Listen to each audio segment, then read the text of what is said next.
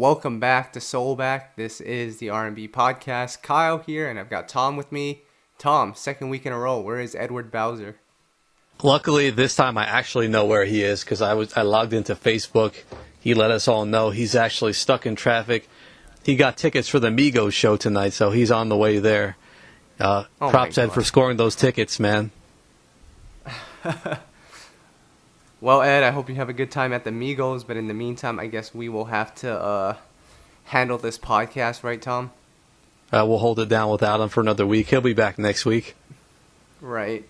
Well, some sad news for you. I just read recently that a lot of those TV shows that everyone was tuning into, Power, Star, Empire, I think they're all, done after this season. I could be wrong on Power, but I know Star and Empire are going to be done, or it might already be done.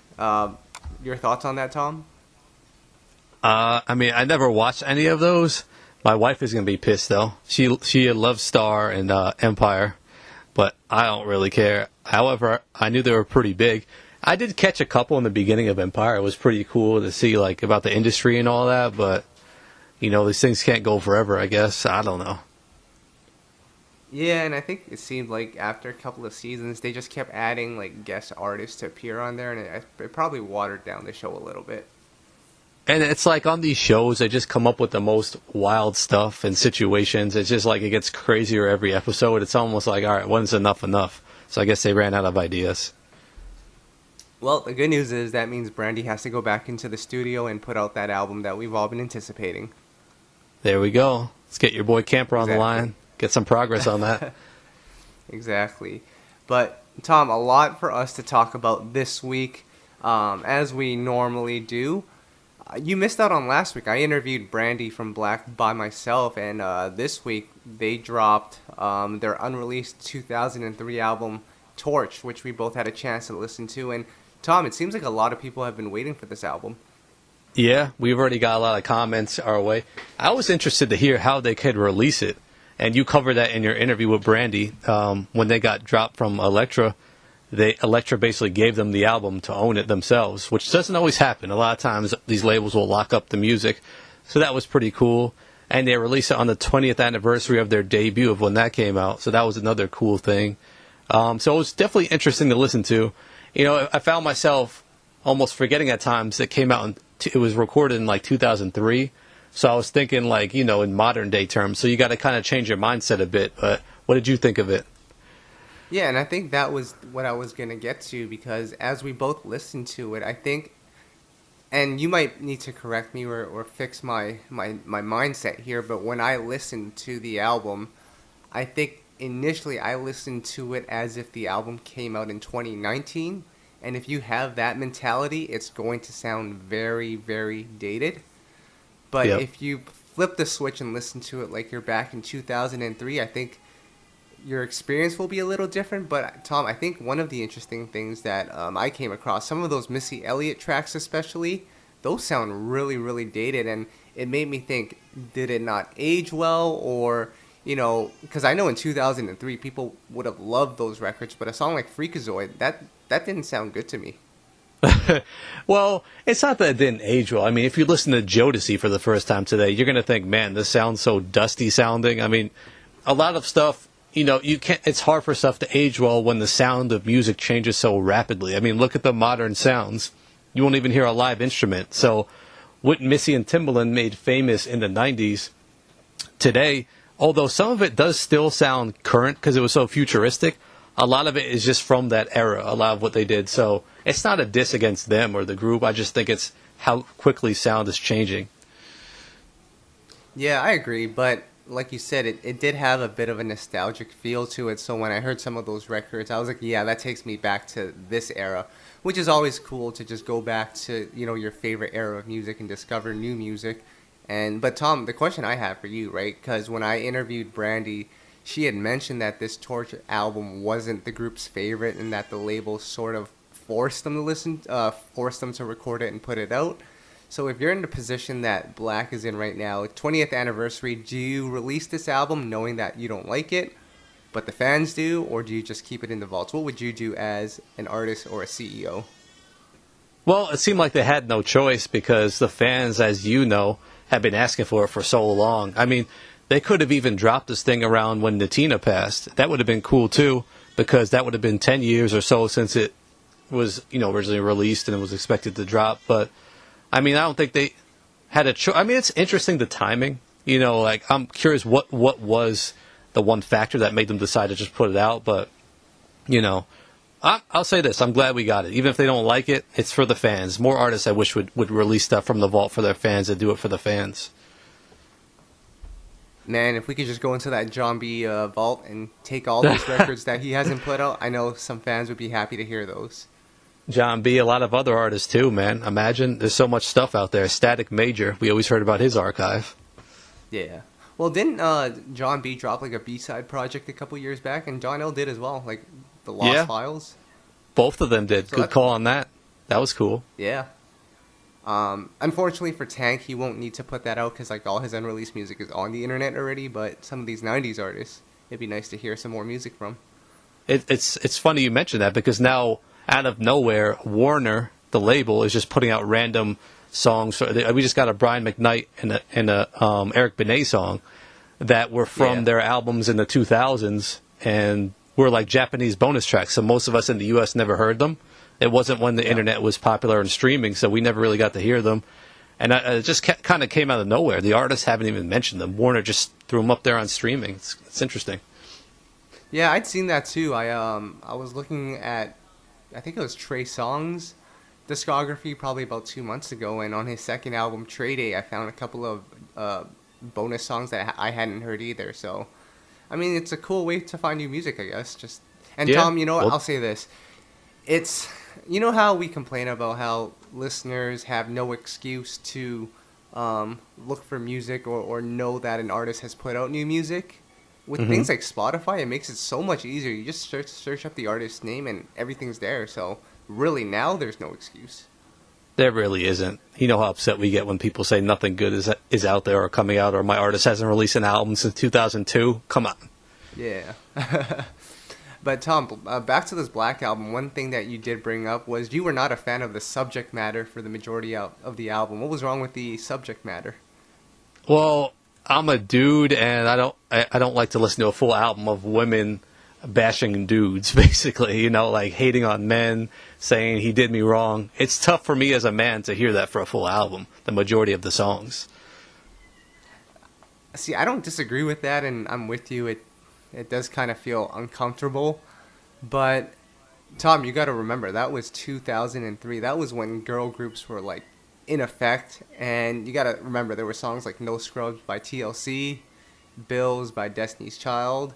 Even Sunshine Anderson, heard it all before. It's all those type of records that made it big. So, I'm not surprised. But, yeah, it seemed like the album did have, like, a lot of those, like, men are trash type of songs. Which, if Ed was here, he'd probably rant about. He would. Men were not doing too good back then, I guess. No, we were not. We're better now, though. Yep. Oh, man. Tom, I forgot. Did you have a fan that you wanted to shout out this week? Yeah, let me get my list out. Come back to me at near the end of the episode. I have a list of a few people I want to shout out. All right. And, Tom, I got to say, I got to give this young lady a shout out. Shay Lia. Oh, well, yeah. This Dangerous EP that you were raving about. Because, guys, let me give you some backstory. The previous week, Tom and I were going nuts over this Lucky Day project, which is still an amazing album. You guys got to listen to it. It seems like every time I listen to it, I find something new that I like.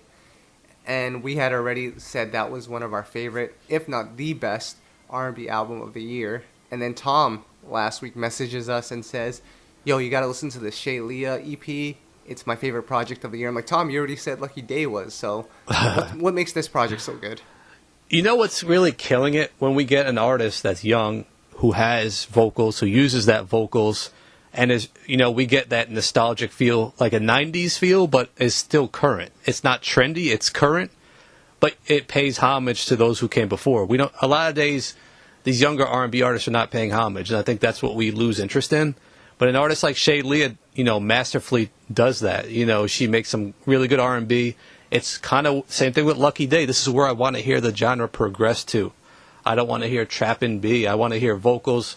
I want to hear some more progressive production, and that's what we get on these type of projects. So if you haven't had a chance to check out her EP Dangerous, I mean, definitely check it out. It's really one of the best we've heard this year.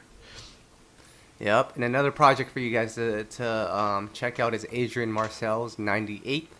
That came out last week as well, and we didn't get a chance to talk about it, but we're gonna have Adrian Marcel on one of these upcoming podcasts to talk about it, right? Absolutely, one of our favorite artists from this new generation. Yep, exactly. And then the last song I wanted to touch on here, and Tom, it kind of just reminds me of how great the 90s were when it comes to R&B. Tank has this single out right now, Dirty, which I know you do not like. So what he has done, he has added Ed's cousin Chris Brown to the record, which I don't think appeals to you, but he has also changed up the beat, and I think he now has Keith Sweat's Twisted sample on it. He does. I knew I heard that when I first listened to it. It was an interesting touch by Tank. And somewhere out there, Ed Bowser is going crazy. I think he's not going crazy. I think maybe the opposite, but we'll have to find out when he gets back. Right. And Tom, it's so interesting now, and we're at that age where our music is being sampled in this new generation. How do you feel when you hear these newly sampled, records? Are you just thinking back to the original? Like, because even on DJ Khaled's album, SZA has a record that samples Outkast's Miss Jackson, and I'm like, that's way too soon to sample that. But Tom, that came out like 18 years ago. Yeah. You know what? It's all about nostalgia, man. I think people are finally realizing that when you get to a certain age, you want stuff that reminds you of when you were younger. And I think, some of these artists are getting that point and trying to tap into that. Other artists are just following what's trendy and trying to go that route. But, props to Tank. I think we like this version of the song better than the original. It definitely brought that nostalgia out of us, so we'll take it. Yeah, I just hope that, and Tom, the release of Tank's album has been weird. We have no news on the album yet. The single's been out for a minute. I think he hit #1 on Urban AC too, right? He did. And I was asking you, it was interesting that they pushed a campaign like that, had him go #1, and then no album in sight. So what are they going to try to push another single now? It'll be interesting. Yeah, because Dirty kind of reminded me of and although that trap sound is still the biggest thing in urban music, I think with artists like Lucky Day, like LMA and Her, they're starting to push it back more towards like instrumentation. So maybe by the time Tank's album comes out, it might sound a little dated per se. I don't know if that's the right term, but maybe they're going back into the lab to put something that's more relevant to what's on the radio right now in terms of urban AC. Interestingly enough for Tank, he's fully equipped to flip back to that lane and give us instrumentation and give us vocals. Isn't that funny how that works? Yeah, but you know what's going to happen, right? He's going to do that type of music and it's not going to sell. Yeah, and then he's going to rant on Instagram again about it. We know it's coming. Yep, pretty much. Now, Tom, Tyrese made a pretty interesting rant on Instagram. I know you like Tyrese rants. And he was pretty much just saying, do you want to know why I'm considering just retiring for good? Which, Tom, I thought he was going to retire for good. But He was just complaining about how, it's so easy to find music on Spotify now.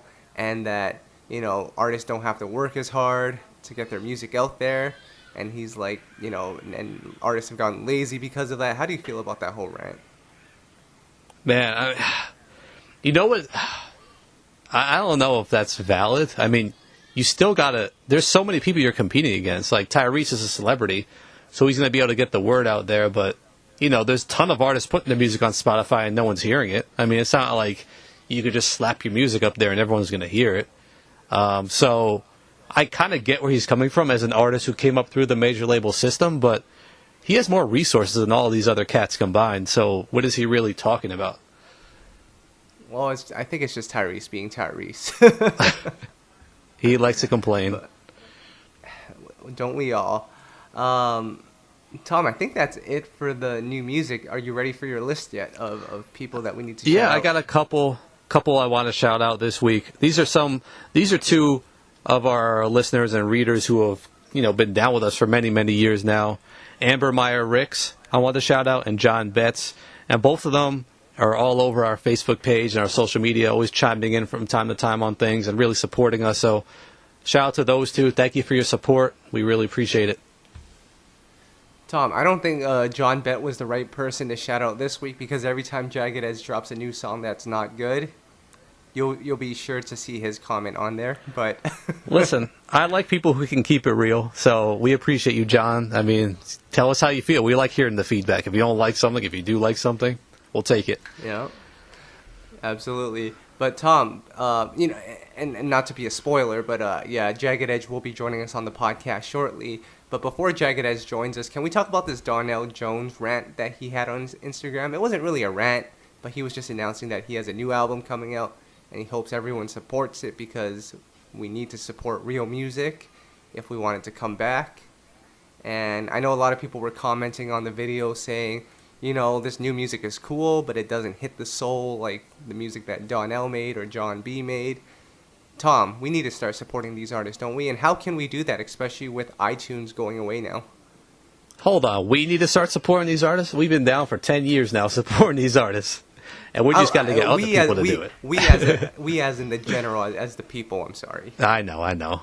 Yeah, I mean, if iTunes is going away, first off, I heard they're replacing it with some type of Apple Music thing, so I think there'll still be a format you can purchase music. But realistically, at least go to the shows, man. Let me correct you there, Tom. Yeah, MP3s and all that, they're going to demolish that stuff. It's gone. Yeah, I mean, it was heading that way anyway. I'm sad, personally. We'll get into that another time when we have more time. But, yeah I mean, you got to support these artists. You can't complain and not do something about it. And I know if you're listening to this podcast, it's likely that you're doing your part, so we appreciate that. But spread the word. Get others to chip in, too. Yeah, and especially when it's a veteran artist who has consistently given us quality music, it's really the least we can do at this point. I mean, it's cool to go to the shows and all of that, but when it comes to the Billboard charting, I think I read it was like every 2,500 stream counts as one album sale. That's how Billboard calculates it. As a consumer, I can't look at it the same way. One album sale should be more than 2,005, and I don't know how you would be able to quantify it, but I think we need to stress more importance on the album sales, even though no one really buys albums anymore. Fair enough. So it's a tough one, Tom. But Tom, before we get any further, let's grab our popcorn and our soda, because we have a special guest coming through. And like I said, every week we try to bring in someone special, someone who has brought SoulBack. And Tom, I think we have two that have done just that. Yeah, I'm excited to introduce this week's guest. Joining us, one of our favorite groups of all time, legendary group, so many hits. We support them. They're still making quality music. They got a new album coming out, new singles out. Really excited to welcome Wingo and Kyle from Jagged Edge. What's up, guys? What up? What's happening? Can we take a moment? I've been waiting to do this for a long time, but Kyle, can we take a moment to brag about this J.E. Heartbreak intro on the second album? That intro, that is a legendary intro right there. No doubt. And guess what? We're about to incorporate it into our show, man. That's that's one of all of our favorite intros as well, man. And people are still talking about that 15, 20 years later. Ain't that something? You're getting old, Wingo. Oh, wow. For sure. So, guys, before you guys chime in, I want Tom to give us the fan perspective of Jagged Edge, especially during that run from J.E. Heartbreak all the way to Hard. That was like an album every year, hit after hit. Tom, as a fan, and I know you were in college at the time, what was it like for you as a listener? Man, I was just celebrating where the party at. It celebrated an anniversary recently. Had me looking back to, my days in college when that came out. That was such an anthem. The J.E. Heartbreak album was classic front to back. Even when I remember the anticipation of when the Hard album came out when I was in college. And, man, it was just such a great time for R&B. Jagged Edge was coming with so many hits, and it really solidified the group's legacy as one of the best R&B groups of all time. So, guys, how do you guys view your own legacy? Do you look at yourselves as legendary? Or do you look at yourselves as, you still got a lot more work to do. I mean, how do you view it? I mean, one thing about it, I mean, we love what we do. And, you know, us coming up, you know, we adore groups like New Edition, you know what I'm saying, right down the Boys and Men and Jodeci. So we definitely want to be named, mention of those guys, you know what I'm saying, who put it down, you know what I'm saying, who everybody respected. So we want that same type of respect, but we still working hard. Like I said, this is our 10th album. The name of the new album is called The Jagged Love Story. Our brand new single is called Closest Thing to Perfect. So, I mean, we still going, and we got a lot. We got a lot more gas, you know what I'm saying, in the tank. Yeah, definitely. And to add what Kyle was saying, man, yeah, I mean, basically, it's been a great run, but the work is not done, you know? Yeah. And, you know, we're going to keep on pushing, man. And thanks to great fans like you guys and, you know, real music lovers, you know what I'm saying, that gives us fuel to the fire. That keeps us going, and that keeps us motivated. So, you know, the work isn't good done, but, you know, Jagged Edge, we're here to stay. We always wanted to be a household name, and I think we've accomplished part of that. Right. I agree. You know, one of my favorite things about Jagged Edge is that you guys made it cool for men like myself to be into love songs, to be singing at the top of our lungs to love songs and want to be in love, which I thought was an amazing thing about, you know, every hit you guys came out with.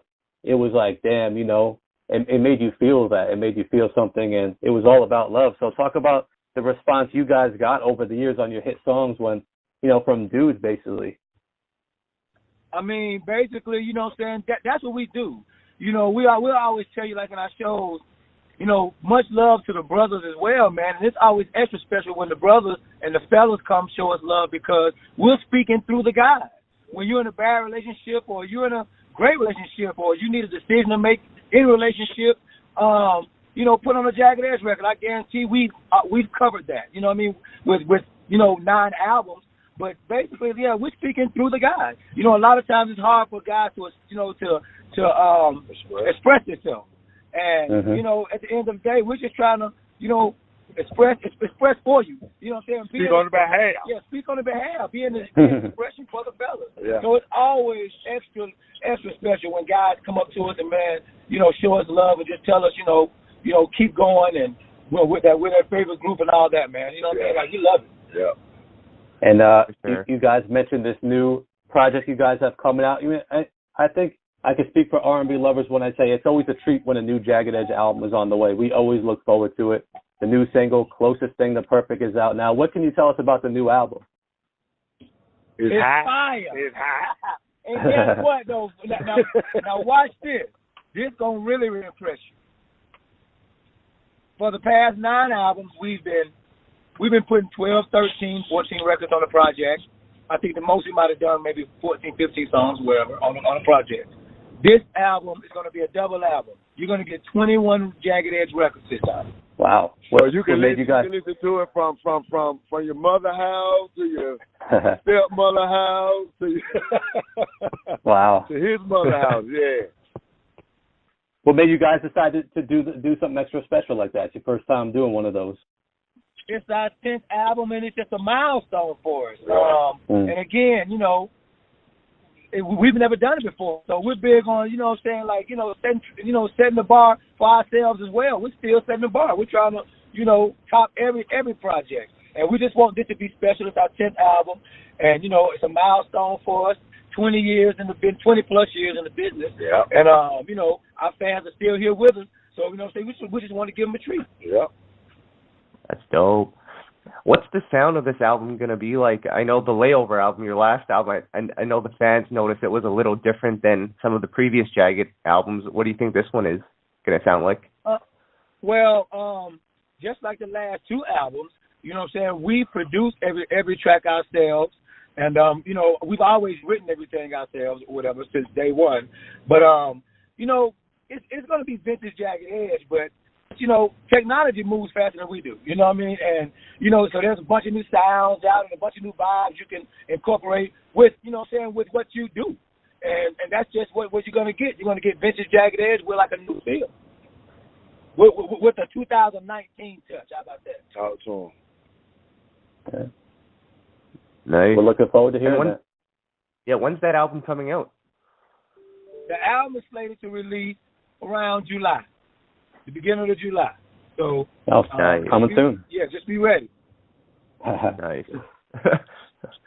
Guys, I want to take some time to highlight some of our favorite Jagged Edge songs. I don't want to hear from yours as well, Wingo and Kyle, but I mean, I'll start out first and you guys react to it whatever way you guys want to react to it, but one of my favorites is off the Hard album. It's I Don't Wanna. What do you guys remember about that one? I Don't Wanna, man. That's a baby for us. Yeah. That's a baby for us. I mean, just like Wingo say, just to hear another, brother, another man speak on the song like I Don't Wanna, you know what I'm saying? I Don't Wanna wasn't a single. So it definitely allowed us to know that you definitely listen to the album, you know what I mean? Because a lot of people be like, I like Gotta Be, okay, it's a single. I like Where the Party, okay, that's a single. But when you talk about I Don't Want, we really turn around and be like, okay, hold on now, you know what I'm saying? Because you really into the project, and that's what we do. We aim to please, but at the same time, we speak on behalf of men. It's a lot of brothers out there, who just don't know how to express themselves, but they cut a Jagged Edge album on, they be like, yo, man, y'all hit the nail on the head. That's exactly what I was trying to tell them. Right. Tom, what about you? I just, one thing I love about Jagged Edge, like I said, you speak from the male perspective. You got a song like Visions on the Hard album. It just shows that vulnerability, something I was going through at the time. A song like Questions on the self-titled album, once again, just showing that vulnerability. I love songs like that, man. I mean, how is it for you guys to put yourselves out like that, show that vulnerability? Because a lot of times nowadays, dudes try to act so hard like they're not going through things, but that's real right there. I mean, that's the whole thing, the vulnerability. You know what I'm saying? I mean, who wants to hear the same old freaky deaky, you know what I'm saying? And it just seems like that's what kind of R&B is that right now. You know what I'm saying? It's kind of a little raunch. We don't have a lot of meat on the bone, so we always try to stay relevant and reality written. Like we have feelings too. We as men, we have feelings, and a lot of men don't really express that.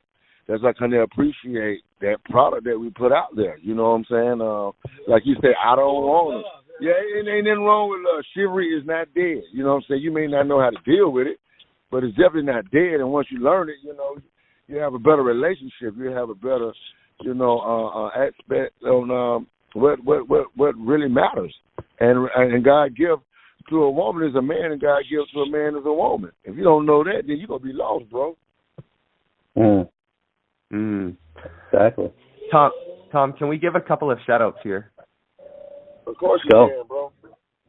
Let's give a shout-out to Kyle for his falsetto solo on Rest of Our Lives. Let's give a shout-out. Hold it. I'll give him a shout-out, dude. That's a good guy. And then also shout-outs to Wingo for his part on Seasons Change. He killed that.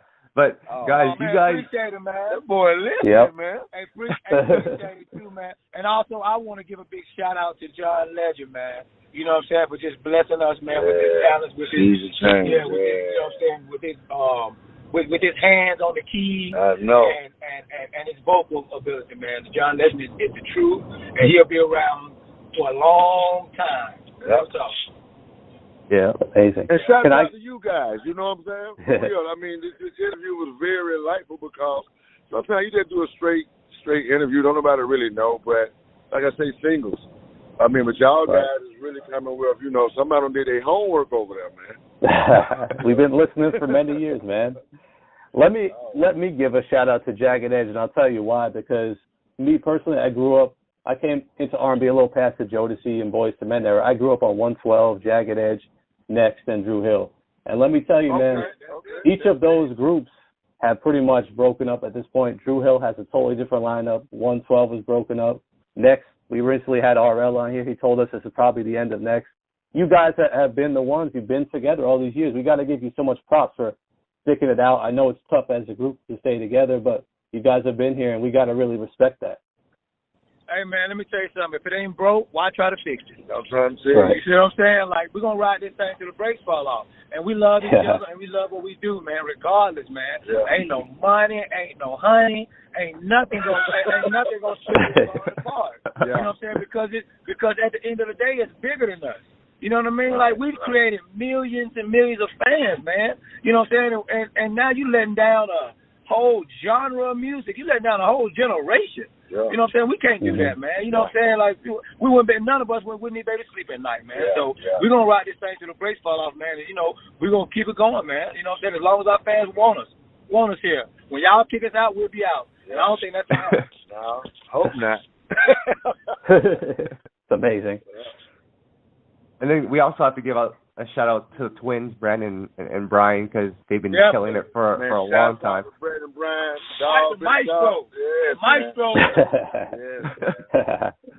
But guys, we had Pleasure P from Pretty Ricky on the podcast a while ago, and he was telling me just the challenges of staying in a group and playing your role. But you guys have done it so well over the last almost 10 albums now. What's the key to staying in your role and understanding that each part is just as important as the next? Definitely. You know, and let me tell you something. What it takes, and it's one word, man. Humility. Being humble. Yes. You know what I'm saying? Like, you know, again, it's bigger than each member in this group. You know what I mean? Like I can write, Cal can write. But why would I go take the pen out of somebody's hand who's writing hit after hit after hit? Like, that doesn't make sense. No. You see what I'm saying? Like, you know, they've incorporated us on the writing and all that stuff, but they do bulk of the writing. Yeah. As long as you're in the zone and you pushing out them hits after hit, the number ones after number ones, I'm not gonna bother that. But I mean, I'm thankful to be a part. But just like you say, everybody know their roles. I mean, we are a real team. We like the old Bulls. You know, you got Michael Jordan, you got Steve Kerr, you got Luka Langley, you got Pippen, and so everybody go wear their own jerseys. So ain't never been before Michael Jordan on one team. I ain't never seen it. You can't be no four Michael Jordans. You know what I'm saying? Everybody got to play their role to get to a championship. You know what I'm saying? Exactly. And that's just all it's about, man. Once you learn that and knows that, man, you know what I'm saying, you be confident in what you do, confident in what you do, and you're going to go give your 100% in whatever role you play. There you go. 110%, let me say that. Put that 10 on. Got you. Nice. So, guys, since you guys are now celebrating 10 studio albums, next studio album coming very soon, have you guys started to appreciate, you know, being on the road and doing shows more? Because I'm willing to bet that your career has just flown by from '96 up until this point. It's gone by fast, hasn't it?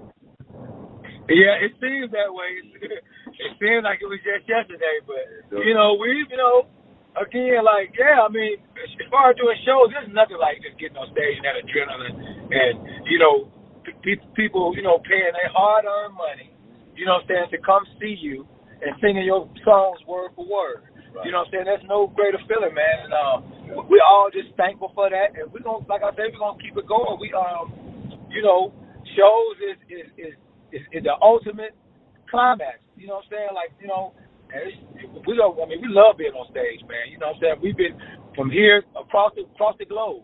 And, we'll do it again. You know what I'm saying? We just can't wait to, come see our fans and hug and kiss our fans and just let them know that we appreciate all the support and all the love. That's what it's about at the end of the day. You get to see your fans. When you're at home and you're recording, you're creating something that you hope they'll like. Right. But then when they end up liking it, you know what I'm saying, you want to show them your appreciation. You want to go shake their hand and tell them thank you, Right. We forgot to ask, because we talked about our favorite songs. What are your guys' favorite songs from the Jagged Edge discography? Oh, man. Shoot. I got so many, man. You know what I mean? Just like you say, Questions is one of my favorites. I was just listening to that a few days ago. Wow. Head of This Household, Respect. Yes, it's something that are kind of like really, really personal and close to us. You know what I mean? Because of how the songs were created. Respect was created from I had a friend that was going through domestic violence, and actually the guy who was beating on her was a friend of mine, a long-time friend of mine, and that made us create that record. You know what I'm saying?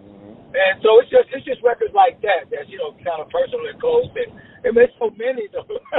Yeah, I mean, I really can't. Yeah, like you see, you got 10 albums that we're talking about now. So every other day, I'm playing something or somebody's playing something to remind me of. This was my favorite song in '97. This was my favorite song in '98. And sometimes you forget, like, yo, that is dope. That is a hot record right there. You know what I'm saying? So that within itself is a blessing. You know what I'm saying? For us to still be here. God has definitely been good to us in our career and our families, and we still going. We still, can jog around the corner without, being out of breath, and we ain't got to worry about nobody. Like, we need to take us to some type of class. We all respect each other in what we do, and it's just a blessing. We got a good team. You know what I'm saying? Jay got an awesome team. You know what I'm saying? Right down to our DJ, to our road manager. But show us some love, you know what I'm saying? But we got a great team, and we got a great. He can stay right. He said his name. But we do got a great team that kind of, keep us going and show us that we're out here for you guys, or whatever you guys need. We're gonna make it comfortable for y'all because y'all earned that. So. That's an awesome feeling, man, along with great fans and great interviews. It's all worthwhile. Yeah. And, just a couple more questions here. I was reading up on Jagged Edge's history, and Mike Bivins originally discovered you guys. So what do you think Jagged Edge's career and sound would have been like if you guys had stuck with Mike Bivins instead of, going to So Def with JD? I still think it would have been the same. I mean, we were always a self-contained group. We were writing songs. That's why JD was impressed by us. You know what I'm saying? He could put us in the studio, put a beat on, and walk away and come out with a title record. You know what I mean? So I think it would have kind of been the same path. I'm not sure as far as the sound. The sound, or we were still balladeers and stuff, but JD turned us on to the up tempos and Right. You know what I'm saying? Like, so it was kind of a marriage. You know what I mean? Yeah. Match made in heaven. Match made. You were the super producer, and then you got some awesome writers, and you know what I'm saying? Awesome vocalists, man. It's a marriage. Yeah. Dope. So, guys, I think that pretty much is all we have. But Kyle, I know you're a huge New Edition fan, and one of our readers wanted us to ask you which New Edition you prefer, the one with Bobby Brown or with Johnny Gill? Man, both of them, but Bobby first is the original. You know what I'm saying? They call me Bobby Brown Jr. for the good reasons.